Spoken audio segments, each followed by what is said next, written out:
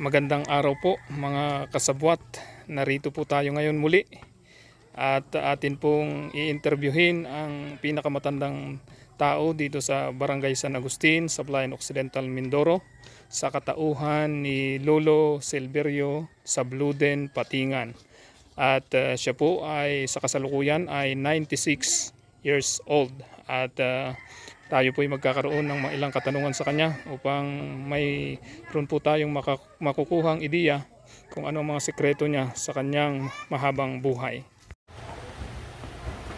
Ayan po ang aming lolo na pinakamatanda ngayon dito sa Barangay San Agustin ay umaakyat dito sa Barangay Hall at atin pong i-interviewin. Magandang araw po. Narito po ako sa ating Barangay Hall at inimbitahan po natin ang pinakamatandang tao ngayon na nabubuhay dito sa Barangay San Agustin, Sablayan Occidental, Mindoro. Siya po ay kapatid ng aking namayapang lola sa mother side at siya po ay si Ginoong Silverio Patingan o mas kilala sa pangalang Bilyo. At ngayon po ay 96 years old na po kayo, lolo, no? Okay.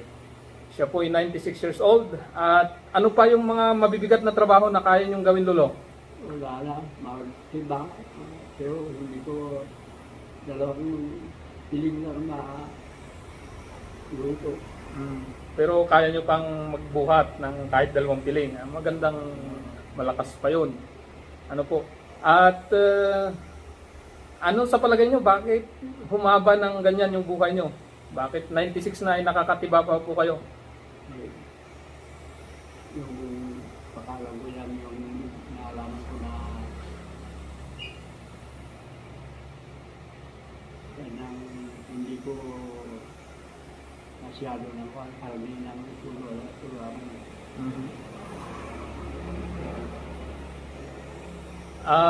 Bukod sa pagkain na sinasabi nyo, mapili pala kayo sa pagkain. Ano ang pangkaraniwang kinakain po ninyo, lolo?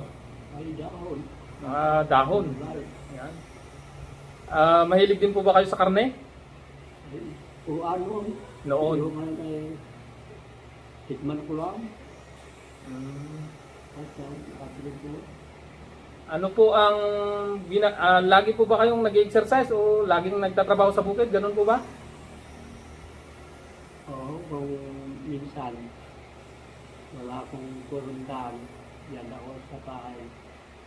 Matutulog na ako.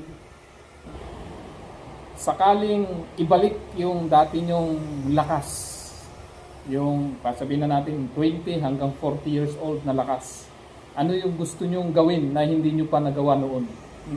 Ngayon? Wala akong alam. Basta lahat na kaya ko noon ay talagang ginagawa ko. Wala po kayong pinagsisisihan? Wala. Wala. Pagkatapos ng interview ay umuwi po siya at nagbasa ng Ilocanong aklat, Tunay na Kahanghanga. Ngayon pong araw ay atin pong na-interview ang pinakamatandang tao dito sa Barangay San Agustin na nabubuhay sa ngayon. Siya po ay sa kasalukuyan ay 76 na taon at malakas pa po.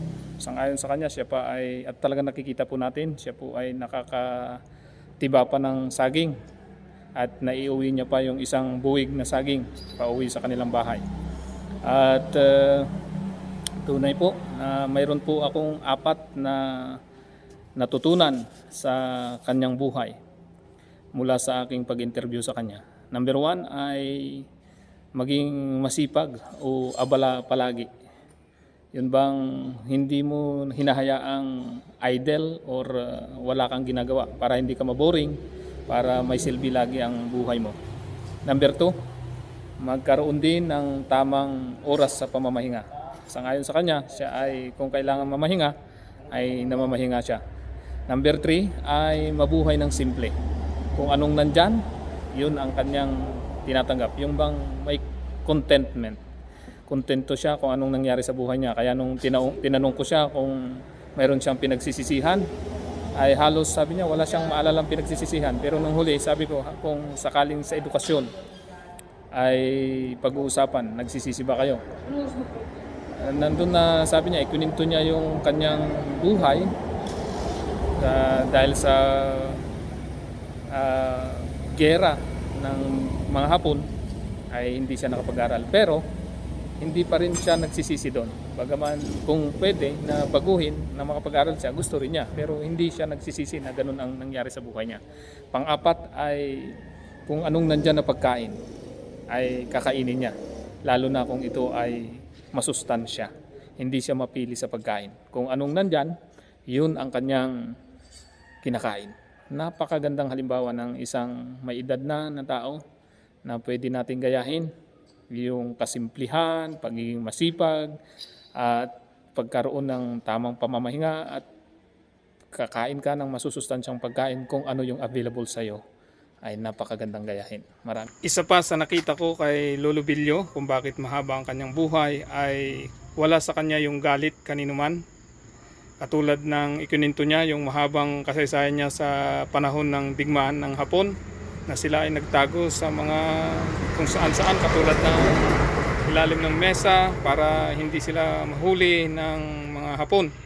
At nakita ko sa kanya, wala siyang kagalit-galit sa mga Hapon na gumawa nito sa kanya. Para sa kanya, bahagi na lamang ng buhay niya yon, kasaysayan na yon at nag-move on na siya. Kaya tingnan natin, ang buhay ay ganun palagi.